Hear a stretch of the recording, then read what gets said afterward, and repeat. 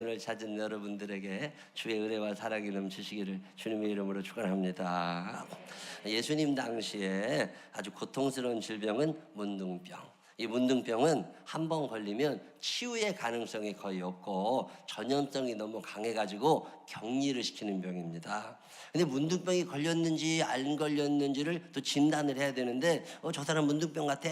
그러면은 다른 사람이 그 옆에 안 가요. 그래가지고 갈 수 있는 사람이 없어가지고 하나님께서 야 제사장들이 가. 그래가지고 제사장들이 이 사람이 문둥병인지 아닌지를 판결을 해줍니다. 문둥병이다 그러면 쫓아내고, 그래서 격리를 시키는데 사람들이 거의 살지 않는 외딴 곳에 어떤 집성촌을 만들어가지고 문둥병자들이 거기에 같이 살아가고 있었어요. 그러던 시절에 예수님께서 이제 길을 지나가시는데 거기가 갈릴리와 사마리아 사이다. 갈릴리 지역에 살던 문둥병자들과 사마리아 지역에 살던 문둥병자들이 서로 쫓겨나가지고 집성촌을 이루며 살고 있었던 곳, 그곳에 예수님이 지나가시는데 거기에 있었던 많은 문둥병 환자들 중에 한 10명 정도가 믿음이 생긴 거예요. 아, 저분은 다 고치신다는데 저분한테 가서 우리 병을 좀 고쳐달라고 물어보자. 아, 죽은 자도 살리신다는데 이 불치의 병 예수님이 고쳐주시지 않겠어? 그래가지고 간절히 사모하는 마음을 가지고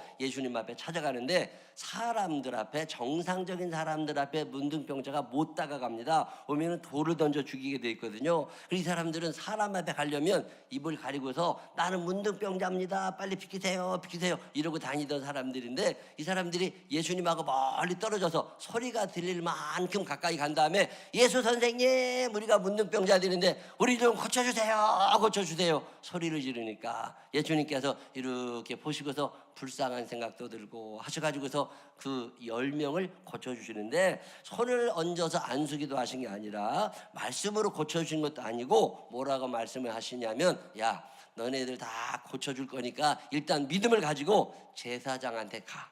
너희들이 문둥병자라는 걸 진단한 사람도 제사장, 문둥병자가 아니라고 얘기해 줄 사람도 제사장이니까 일단 제사장한테 가면 고쳐질 거야. 예. 그래가지고 10명의 문둥병자들이 제사장을 찾아가는 도중에 서로 얼굴을 쳐다보니까 삐뚤어졌는데 눈썹이 똑바로 되고, 코가 문드러져 있었는데 코가 다시 세워지고, 입술이 삐뚤어져 있었는데 입술 손톱이 다시 살아나고, 손가락이 흐느러들 했던 게 똑바로 되고, 이런 기적이 일어난 거예요. 이런 기적이 일어나니까 너무 좋아가지고 야 이제 다 고쳐졌다. 그리고 신이 난 다음에 한 명은 막 뛰어가지고 예수님께로 다시 돌아갑니다. 그래도 예수님 참 감사합니다 이 얘기를 했다는 거고, 나머지 9명은 그냥 계속 제사장한테 가가지고 이 기쁜 소식을 제사장에게 먼저 알리고 식구들에게도 돌아가고 뭐 이런 얘기가 오늘 누가복음 17장에 나오는 이야기입니다. 예수님께서 능력이 많으셔서 하나님의 아들이시니까 그 문둥병 환자들 깨끗하게 고쳐주셨음이 믿어지시는 분들만 아멘 한번 해보세요.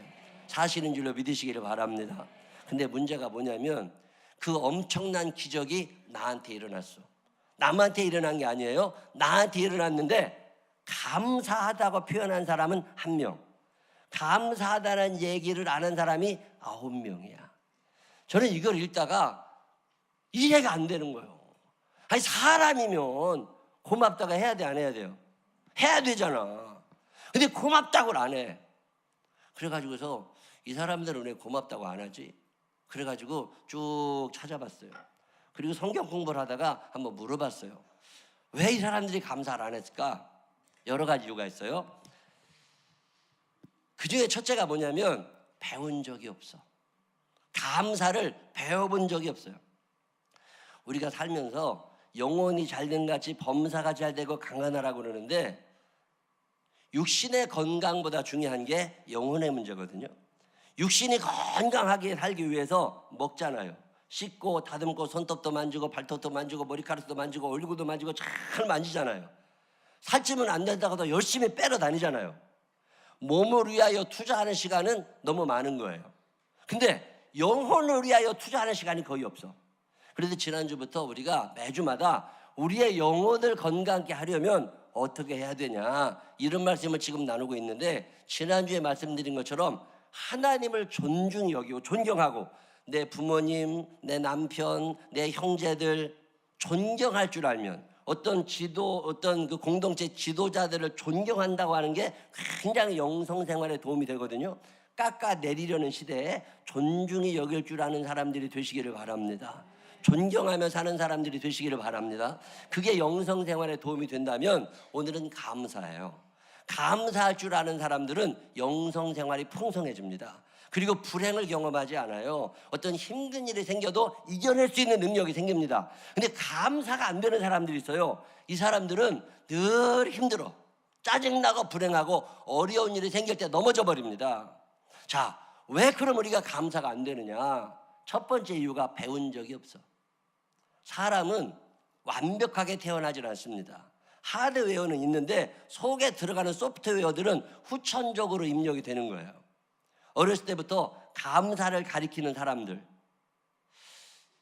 제가 중학교 다니고 고등학교 다니고 대학교 다닐 때 제가 다녔던 교회의 목사님들이 100% 어떤 일을 하셨냐면, 예배 때 헌금을 드리시잖아요. 헌금을 드리시면 꼭 이걸 읽으셨다고. 누구 11주 하셨습니다, 누구 11주 하셨습니다 쭉 읽고 감사헌금을 드리잖아요. 그러면 누가 감사하셨습니다가 아니라 감사 내용을 읽어. 이사하셨다고, 누가 졸업했다고, 입학했다고, 병이 나았습니다, 다 읽었다고. 그러면 그걸 듣고 있던 나는 지루해. 저런 얘기를 뭐로 다 읽고. 그리고 또 저는 또 헌금도 많이 안 하고 살 때니까 또 헌금도 안 하는데 누가 헌금했다고 자꾸 읽어대니까 또 기분도 나쁘고. 그래가지고 난 나중에 목사 되면 저런 거 안 한다. 그래가지고서요, 제가 아직 읽어본 적이 없어요. 근데 참 묘한 일이 뭐냐면, 옛날에는 감사헌금이 많았거든요. 근데 지금은 감사가 많이 없었어요. 전국적으로 모든 교회들이 주일헌금을 1년 통계 내본 것과 감사헌금을 1년 통계 내보면 감사헌금이 월등히 많습니다. 액수도 많은 차이가 나고. 참 묘하게 생명나무 교회는 감사헌금이 주일헌금보다 적어요. 이게 왜 그럴까? 내가 혼자 가만히 생각해 보니까 가르친 적이 없어. 감사해야 된다는 걸 가르쳐 본 적이 없어. 내가 매주마다 이걸 읽으신 이유가 뭐냐면 그게 교육이에요. 자, 이분은 이럴 때 졸업했다고 감사하고, 입학했다고 감사하고, 장학금을 받았습니다, 승진을 했습니다, 장례를 잘 마쳤습니다, 결혼을 했습니다. 이러고서 쭉 읽은 게 그냥 읽은 게 아니라 이게 교육적 차원이 있었던 거예요. 근데 저는 그런 걸 모르고 내가 듣기 싫으니까 나도 안 했다고. 그러다 보니까 교육이 안 된 거예요. 그렇구나. 참 묘한 통계는요, 우리 교회 교인들 통계를 쭉 내보니까 감사 예물은 드리는 사람들만 드리시더라. 안 드리는 사람은 1년에 한 번도 감사를 안 해. 자, 1년 살다 보면 감사할 일이 있을까요, 없을까요? 감사할 일이 있으신 분들만 아멘 한번 해봐요. 그때 그냥 넘어가지 말고 감사는 표현할 때 완성된다. 시작. 표현이 안 됐으면 아직 감사는 미완성. 아직 미완성. 감사는 언제 완성이 된다고요? 표현될 때 완성이 돼. 그래서 저는요, 옛날에 하나님 감사합니다 이거 참 많이 했어요. 하나님이 해주셨습니다. 여러분, 감사를 표현하는 방법 제일 좋은 게 고백이에요. 하나님이 해주셨다 그냥 얘기해. 속으로라도 얘기해. 이거 굉장히 중요한 거예요. 어느 날 감사하고 싶은데 감사 예물 드릴 돈도 없고, 그래서 1시간 찬양한 적이 있어. 내가 하나님, 내가 감사해서 하나님께 내가 찬양을 드립니다. 1시간 동안 찬양한 기억이 있어. 감사를 표현해야 돼. 제가 알고 있는 어떤 분 한 분이 자기는 지금까지 애들 키우면서 담임 선생님을 찾아간 적이 한 번도 없대. 그래서 고맙다고 얘기한 적이 한 번도 없대. 그럼 왜 그러냐고 그러니까 돈 받고 가르치는 사람들한테 내가 왜 감사하다고 그러느냐고. 충분히 이해가 돼. 근데 그의 영혼은 별로 행복하지 않다는 걸 아셔야 돼요. 동사무소에 가서 주민등록 등본만 하나 떼려가도 거기에서 등본 떼주는 공무원이 나보다 더 부자야, 나보다 월급 더 많이 받을 수 있어. 그렇다 할지라도 돈 받고 해주는 사람이라고 생각하지 말고 하나님 참 감사합니다, 그리고 고맙습니다, 이렇게 이야기를 할 줄 아는 사람이 영혼이 풍성해지는 거예요. 근데 우리는 이게 안 돼.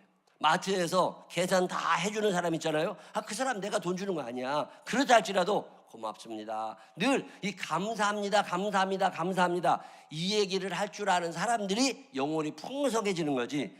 감사를 표현할지를 모르는 사람들은 영혼이 풍성해질 수가 없습니다.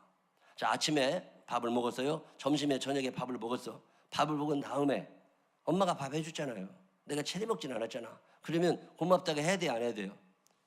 그래서 고맙다고 해요, 안 해요? 이 고맙다는 표현을 할 줄 알아야 돼. 고맙다는 표현을 어떻게 해야 돼요? 말로 고맙습니다 라고 얘기도 하지만 그냥 말로 하기 싫으면 그냥 갖다가 지가 설거지 해. 그냥 싱크대에다 갖다 놓고 설거지 하면 되잖아. 감사는 언제 완성이 된다고요? 옆 사람 손을 꼭 붙잡고 표현하고 살아. 시작. 표현하고 살아야 알지. 표현도 못하는데 어떻게 알아요? 감사는요, 감사를 할수록 내 영혼이 풍성해지는 거예요. 행복하게 살고 싶으신 분들만 하면 한번 해보세요. 행복하게 살고 싶으면 감사하다고 표현하며 살게 되시기를 바랍니다. 근데 배워본 적이 없어. 배운 적이 없으니까 감사를 못하는 건데, 제가 오늘 말씀드리잖아요. 이제 못 배웠다가 못해. 앞으로 사는 동안 배운 대로 감사하며 사시기를 바랍니다. 여러분 왜 감사를 안 하느냐? 첫 번째, 배운 적이 없다면 두 번째는 하기가 싫어. 배웠다고 다 하나? 하고 안 하고는 내 맘이요. 감사는 배웠다고 되는 것도 아니다. 시작. 자, 10명의 문둥병자들 중에 9명이 유대인들입니다. 유대인들은 태어나면서부터 귀에 못이 박히도록 감사하라고 배우는 사람들이에요. 근데 안 돼. 배웠다고 되는 게 아니에요. 하기가 싫어. 내가 하기 싫으면 그만이지 뭐. 공부해라 해라. 엄마 아버지가 입에 그냥 닳도록 얘기하지만 하기 싫어. 그럼 뭐를 안 하면 되지. 굳이 하려고 애쓸 필요 없지. 근데 잘 살 생각을 하면 안 돼. 공부를 안 하고 무식해지면요, 어느 정도 못 올라가는 선이라는 게 있어요. 그 선을 못 올라갑니다. 그러니까 공부를 열심히 하고 인사를 잘해야 된다는 건 알아. 근데 하기 싫어. 그럼 하지 마. 그러나 인정받고 존경받지는 못합니다. 봉사해야 된다는 거 알아요. 하기 싫으면 안 하는 거지 뭐. 왜 안 하느냐? 내가 하기가 싫어. 자아가 커지잖아요. 그러면 다 귀찮아요. 하고 싶은 게 거의 없어집니다. 용서해야 된다는 거 알아요. 근데 용서하기 싫어. 그럼 하지 마. 너도 용서 안 받으면 되니까. 왜 하기 싫어지는 거냐? 내가 커진 거예요. 내가 커지면 감사할 대상이 없어져 버립니다. 제가 참 잘하는 것 중에 하나가 이 감사예요. 저는 받은 은혜가 크다 보니까 감사할 게 너무 많은 거예요. 눈을 떠서 눈을 감을 때까지 하루 종일 감사거리가 끊어지질 않아요. 24시간 감사거리가 넘치는 사람들이 되고 싶으신 분들만 아멘 한번 해보세요. 그거 쉬워요. 그냥 하면 돼요. 내가 오늘 큰 마음 한번 먹었잖아요. 하나님, 나 일생 너무 감사한 게 많아. 나 하나님께 참 감사해요. 감사의 대상이 하나님. 근데 하나님께 이 감사를 어떻게 표현할까? 내가 하나님, 내 제일 소중한 돈을 10,000원씩 하나님께 드릴게. 감사하니까. 표현을 해야 되니까. 매일마다 10,000원씩 감사를 시작해서 몇 년 전에. 큰 돈이요 그거. 일주일에 70,000원. 그 보통 살 떨리는 돈이요 그거. 70,000원. 근데 70,000원 해가지고서 감사의 물을 매주 드리면서 하나님, 오늘은 70,000원이 없어서 못 드릴 수도 있지만 내가 목표를 그렇게 세웠으니까 매주마다 70,000원씩은 내 주머니에 좀 채워주세요. 신기하게 52주 10,000원씩을 드리게 됐어요. 1년, 2년 지나서 매주 10,000원씩 70,000원을 이제 꺼내가지고 헌금문구에 넣는데 어느 날 그게 너무 작게 느껴지는 거예요. 하나님이 내게 해주시는 건 너무 많은데 왜 그렇게 이것밖에 못 드리지? 그런 생각이 들어가지고 100% 인상했어요. 매일 20,000원. 내가 하나님 매일마다 20,000원씩 드릴 테니까 나 감사할 거리 20,000원 이상 좀 만들어주세요. 매일마다 20,000원. 일주일에 140,000원이에요. 1년에 700,000원이 넘어요. 적은 돈이요, 큰 돈이요? 큰 돈이요. 저 같은 사람한테 엄청나게 큰 돈이요. 근데 감사할 게 많아지니까 그냥 하고 싶어. 그래서 매주마다 140,000원씩을 드렸어요. 근데 어느 날 140,000원을 감사의물로 드리는데 왜 그날따라 그게 그렇게 작아 보이는지. 하나님이 내게 해주는 건 너무 많은데 왜 난 요거밖에 못 드리냐, 이런 생각이 들어가지고서 에이 올려. 그래가지고 3만 원. 매마다 3만 원씩 일주일에 21만 원. 1년이면 1,000만 원이 넘어요. 내 형편에 엄청 큰 거예요. 근데 그냥 감사하고 싶어. 왜? 하나님이 내게 해주시는 게 너무 크게 느껴진 거예요. 저는 이런 감동이 여러분에게도 있게 되시기를 바랍니다. 그래서 매일마다 요즘 그러고 살아요. 근데 참 희한한 일은 그러고 살다 보니까 감사가 끊어지는 날이 하루도 없어. 매일 감사할 거리가 생겨. 옆 사람 손을 꼭 붙잡고 눈을 쳐다보면서 제 옆에 앉아주셔서 감사해요. 시작. 난 별게 다 감사할 때가 많아. 다시 한번 인사하십시다. 손을 꼭 붙잡고 눈을 쳐다보면서 살다 당신같이 이쁜 사람 옆에 앉아보기는 처음입니다. 시작.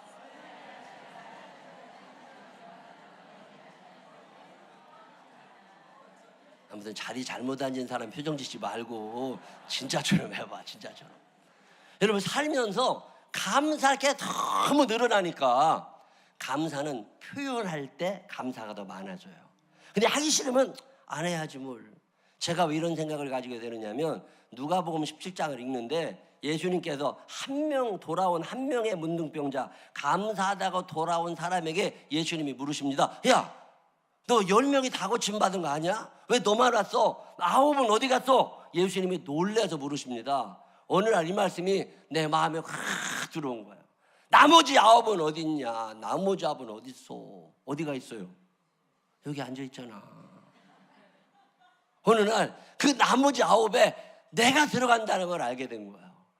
야, 문둥병만 고쳐진 게 아니에요. 내 인생의 방향이 바뀌었고 천국에 대한 소망이 생겼고 살아가는 게 재밌고 신나거든요. 힘들지만 이겨낼 수 있는 힘과 용기가 있다고. 그런데 성령님이 그토록 채워주시는데 왜 나는 그 나머지 9이 되어 살까? 이런 죄책감이 들었어요. 그래서 내가 적어도 9명에는 끼지 말아야지. 여러분 사는 날 동안 하기 싫은 날도 있겠지만 억지로라도 감사할 수 있는 훈련을 받게 되시기를 주님의 이름으로 축원합니다. 왜 감사를 안 하느냐? 배워본 적이 없어요. 왜 또 감사를 안 하느냐? 하기 싫으니까. 하기 싫어서 안 하는 건 괜찮아요. 그러나 여러분의 상에 하나님께서 감사로 채우지는 않으십니다. 자, 세 번째 이유가 있어요. 세 번째는 뭐냐면 보편성의 원리라고 그래요. 다 알겠는데 나한테 특별한 것도 아닌데 뭘. 어떤 사람이 숨쉬게 해줘도 감사하다고. 그러면 나만 숨쉬나 쟤도 숨쉬고 사는데. 이런 생각이 들잖아요. 그러니까 보편성의 원리야. 나만 입학했나? 쟤도 입학했지. 나만 졸업했나? 쟤도 졸업했고. 나만 집 샀나? 쟤도 집 샀지. 뭐 다 되는 일 나도 이제 된 건데 뭘 이까지 끝까지 감사해. 이런 생각, 이 보편성의 원리라고 그래요. 이런 생각이 들면 감사가 안 됩니다. 근데 특별하다. 이걸 특별 은혜라고 그러는데 하나님께서 나에게 특별한 은혜를 베푸셨구나. 이게 믿어지게 되면 저절로 감사가 나옵니다. 여러분 10명의 문둥병자가 다 고침받았어요. 그리고 9명은 어떤 생각을 하는 거예요? 쟤도 고침받고 나도 고침받았는데 뭘 이게 감사하다고. 아닙니다. 저는 어제 그저께 참 기가 막힌 전화 한 통을 받았어요. 내 친구가 전화를 해가지고 야, 우리 아들이 그 추가 모집으로 해가지고 예비 후보 합격해가지고 가천대학에 합격을 했는데 거기 집값이 얼마나 되나 좀 물어봐라. 기숙사는 다 안 된다고 벌써 끝났으니까 그 동네 집값이 얼마나 되느냐고. 굉장히 부담스럽다는 거예요. 아들이 대학에 합격한 것이 이게 보통 비싸게 돈 들어가는 게 아니라는 거예요. 그러면서 뭐라 그러냐면 알아보라고. 그래서 제가 또 알아봤잖아요. 방 한 칸에 1억이 넘더만. 복종동도 방 한 칸에 1억이 넘으니까 이게 감당이 안 되는 거예요. 거기다가 학비가 이제 예비 합격으로 붙으니까 장학금 받는 사람들이 아니니까 한 500만 원 돈을 내야 될 일이 생긴 거예요. 그래가지고 걱정이 되니까 아들하고 얘기를 한 거야. 너는 합격했는지 모르지만 아버지는 그 능력이 없다. 너 서울에 가 있는 건 괜찮은데 내가 1억은 없다. 그리고 이게 가능하면 안 갔으면 좋겠다. 그러니까 그 아들이 고민이 되는 거예요. 합격은 했거든. 근데 아버지가 돈이 없다고 못 보내준다고 그러니까. 그리고 뭐 학비에 어떻게 여기저기서 구워서라도 낼 수 있지만 매달 방값을 어떻게 내느냐는 거예요. 그 얘기를 들으니까 너무 속이 상한 거예요. 그래가지고 내가 부지런히 알아보다가 어떻게 했는지 해줘야 쓰겠다. 그렇게 마음을 먹고서 이렇게 전화를 또 그 다음날 했어요. 그랬더니 야, 안 가기로 했어. 왜 그러냐니까 자기가 너무 부담스럽다고 얘기를 했더니 그 아들이 아빠 그러면 내가 4년 장학금 받는 이 전문대학으로 갈게. 집 앞에 있는데. 그래가지고 그리 간다고 그러니까 엄마가 그렇게 울더래. 근데 어떻게 돈이 없는 걸. 서지수 너 아버지한테 감사해야 돼. 이번에 대학 들어가고 학비가 저절로 나오는 게 아니오. 엄마 아버지가 본인들 쓸 거 안 쓰고서 해주는 거예요. 뭐 다 합격했는 천만의 말씀. 나는 그 전화를 받고요 너무 놀랐어요. 어떻게든 뭘 해주고 싶은데 스스로 포기해버린 거예요. 학교 안 간대. 안 가면 되지 뭘. 형편에 맞게 살아야지. 2주 전에도 내 친구가 저 충남 대천에서 목회하는 그 목사님 부인인데 그 걔가 나한테 전화를 했어요. 야 우리 딸이 간호학과 다니거든. 내가 그 대천에 내려가다 밥 한번 사주고 오네요. 근데 이번에 실습 나가야 되는데 서울에 서울의료원이라는 데 합격을 했는데 거기 실습 가는데 그 병원이 어디 있는지도 모르고 자기는 촌 사람이라 그러니까 너 좀 그 동네 방값이 얼마나 좀 되나 알아봐라. 2주간 있어야 되는데 2주간 있어야 내가 서울에 목회한다는 것 때문에요. 별심부름 다 하고 살아요 내가. 그래가지고 또 내가 또 알아봤잖아요. 알아볼 방법 있나. 그 서울의료원 바로 앞집에 우리 김일영 권사님이 사신다고. 김일영 권사님 전화해가지고 나를 아는 게 힘든 거예요. 그래서 모르면 차라리 괜찮아. 근데 전화해가지고 권사님 2주 동안 우리 친구 딸이 와 있어야 된다는데 고시원 들어가 있어야 되는데 돈도 없어. 그래도 어떻게든지 그 전화했던 얘기를 뭐냐면 나보고 돈 좀 내달라 그 말이야. 나도 눈치는 있어. 그래가지고 내가 또 김인대 권사님한테 전화했잖아요. 그랬더니 김인대 권사님이 어쩌면 그렇게 내 마음을 잘 아시는지 목사님 그 방을 뭐로 알아보시느냐고. 자기 방 2칸인데 하나는 놔두고 하나 비어있으니까 거기 2주간 당신이 데리고 계신다는 거예요. 얼마나 감사해. 그래가지고 돈 안 들어가게 생겼잖아요. 근데 김인대 권사님이 당신은 찬밥 먹으면서 매일마다 이렇게 뜨거운 밥 해준다니까.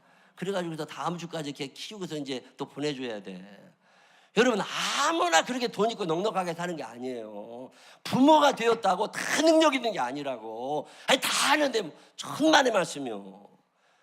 애가 서울에 간호학과 붙어서 병원 실습을 와도 그 방값을 못 내주는 부모님들이 있다니까. 그래도 그게 빚이 되고.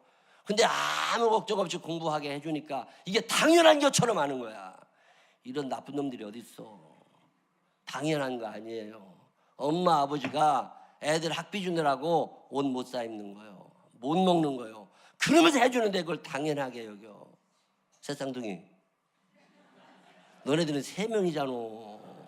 학비 내려면 김공인 권사님 허리 휜다니까. 감사해 안 해? 감사하지. 말 잘 들어. 보편성의 법 아니에요. 하나님이 나를 특별하게 사랑하셔서 이 엄청난 복을 주고 계시다는 믿음을 가지시기를 바랍니다. 영성이 풍성한 사람은 이게 보이는 거예요. 근데 영성 생활이 안 되면 이게 안 보인다니까. 또 왜 감사를 안 하느냐? 우연성의 법칙이라고 그래요.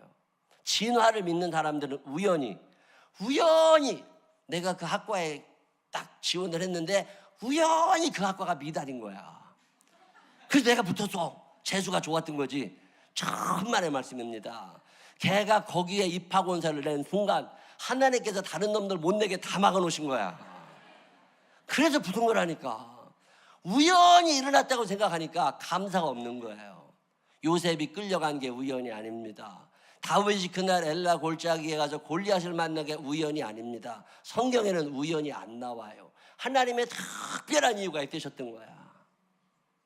내가 그날 우연히 그 여자를 만나는 바람에 결혼해서 이렇게 산다고 아닙니다. 결혼도 못할 남자 특별하게 건져주시느라고 그 여자 거기 지나간 거야. 감사하며 살게 되시기를 바랍니다. 이게 우연의 법칙이라는 건 없어요. 특별한 목적이 있다는 거죠. 왜 이 10명의 문둥병자가 감사가 안 되느냐? 열받쳐서 그래요. 자, 문둥병이 탁 나은 순간 무슨 생각이 들었겠어요? 그동안 내가 문둥병 걸렸다고 쫓아낸 사람들 있지? 이놈들 가서 봐 내가. 이런 생각 들어요 안 들어요? 들지. 내가 작년에 대학에 떨어졌거든요. 근데 올해 내가 대학에 딱 붙으니까 무슨 생각이 나요? 감생 생각이 아니라 작년에 나 대학 떨어졌다고 깔본 놈들 있지? 이런 놈 생각 안 나니까? 내가 올해 진급을 딱 했잖아요, 회사에서. 그러면 딱 무슨 생각이 나요? 작년에 내가 진급 떨어졌을 때 고소했던 놈들 생각난다니까. 그러면 가야 돼. 이게 감사의 타이밍에 원망거리가 생각나는 사람들이 있어요. 이런 사람들 영혼은 이미 황폐해진 거예요. 그러면 감사가 안 나옵니다. 먼저 가도 그 일부터 해결하고 싶어가지고. 그래서 오늘 성경에 뭐라고 얘기하느냐, 예수님께서 돌아온 한 명의 문둥병자에게 무슨 말씀을 해주시느냐면, 나머지 9은 어디 있는데, 그러면서 이어지는 말씀이 뭐냐면, 일어나 가라, 내 믿음이 너를 구원하였느니라. 자, 이 말은 이렇게 해석이 가능한 거예요. 10명이 전부 다 육신의 문제는 해결을 받았어요. 10명이 전부 다 살아가는 문제는 해결이 된 거야. 근데 한 명만 영혼의 문제가 해결이 된 거예요. 다시 표현하면 9명은 천국 못 갑니다. 그 한 명이 믿음으로 말미암아, 오직 의인은 믿음으로 말미암아 살리라. 육신의 문제는 해결되어 있을지 모르지만 영혼의 문제까지 해결한 사람은 한 명인 거예요. 저는 이 한 명의 우리 생명나무 교인들이 들게 되시기를 주님의 이름으로 축원합니다.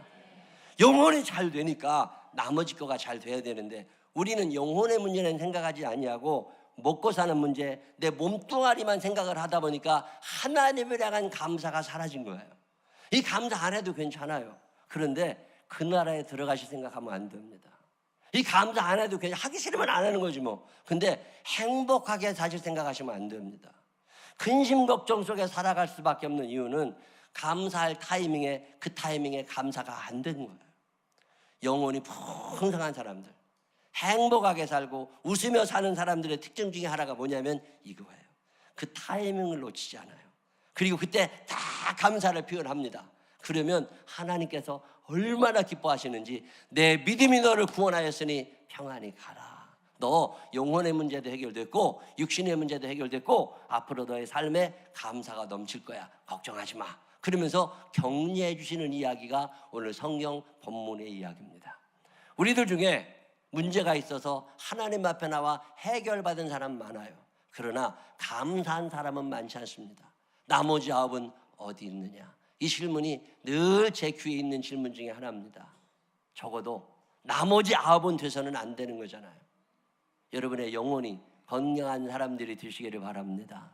감사할 타이밍에 그 타이밍을 놓치지 마시고 그냥 표현하세요. 그리고 감사가 계속 이어져서 우리 모두의 삶 속에 감사가 넘쳐나는 믿음의 사람들이 되시기를 주님의 이름으로 축원합니다. 한번 따라해 보세요. 감사의 타이밍을 놓치지 않겠습니다. 시작.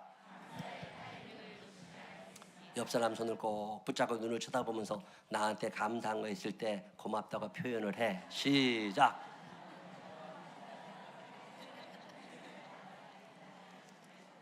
기도하겠습니다. 하나님 아버지,